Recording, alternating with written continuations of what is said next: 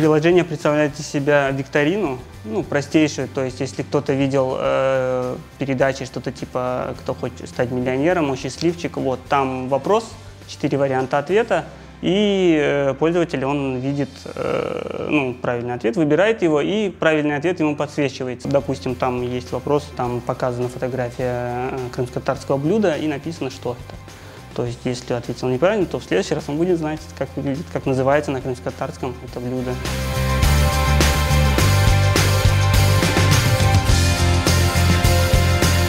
Есть еще у нас третий режим, который называется «Готов на все», в котором нет подсветки правильных и неправильных. То есть, решая викторину, отвечая на вопросы, до конца игрок не знает о том, как он отвечает на вопросы, и результат ему показывается в конце. Есть еще тренировка, где можно выбрать тему конкретную, то есть там 8 тем, это литература, история, ислам, и так далее, то есть все, что связано с крымскими татарами.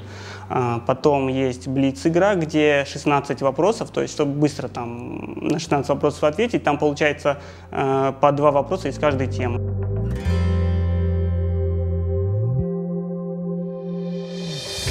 Дальше там будут по приложению планы сделать онлайн-версию, то есть чтобы можно было нескольким пользователям играть против друг друга.